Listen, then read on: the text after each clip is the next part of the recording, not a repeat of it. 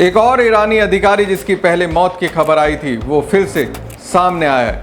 Supreme leader खमनई के वरिष्ठ सलाहकार और एक प्रमुख परमाणु वार्ताकार अली शमखानी के बारे में शुरू में CNN सहित कई आउटलेट्स ने बताया था कि उनके तेहरान स्थित आवास में इजरायली हमले में उनकी मौत हो गई है।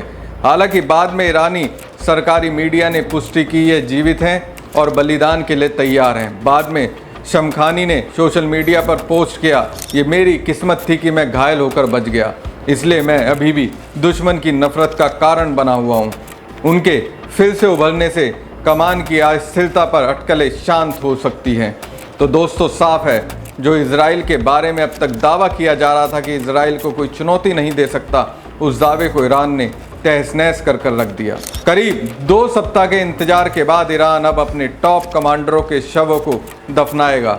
इन लोगों की इजराइल के हमलों में मौत हो गई थी। इजराइल ने 13 जून को ईरान पर मिसाइलों से हमला किया था। ईरान के न्यूक्लियर ठिकानों समेत कई जगहों पर अटैक किए थे, जिसमें 20 टॉप सैन्य कमांडर और कुछ परमाणु वैज्ञानिक मारे गए थे।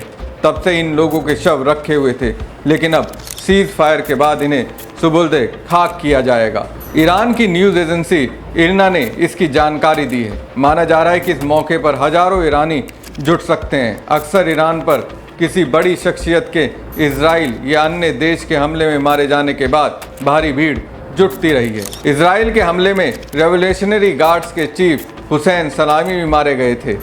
उन्हें खमनई का करीबी माना जाता था और वो उनकी सुरक्षा की जिम्मेदारी संभालते थे। रिवॉल्यूशनरी गार्ड का गठन ही ईरान के सर्वोच्च नेता की सुरक्षा के उद्देश्य से हुआ था।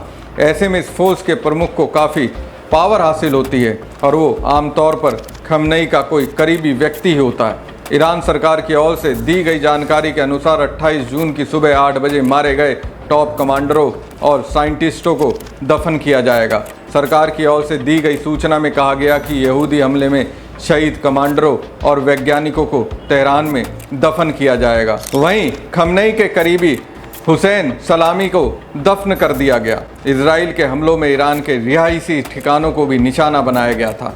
ईरानी न्यूज़ एजेंसी के मुताबिक इजराइल के हमले में कुल 600 नागरिक मारे गए थे।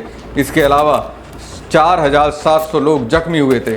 वहीं ईरान के हमलों में इजराइल में भी 28 लोगों के मारे जाने की खबर मिली थी। इस बीच ईरान ने 3 कैदियों को फांसी दे दी है, जिन पर इजराइल के लिए जासूसी करने का आरोप था। इससे पहले भी जासूसी के आरोप में कुछ लोगों को सजा दी गई थी। इन 3 लोगों को ईरान के पश्चिम अजरबैजान प्रांत की उर्मिया जेल में फांसी दी गई है।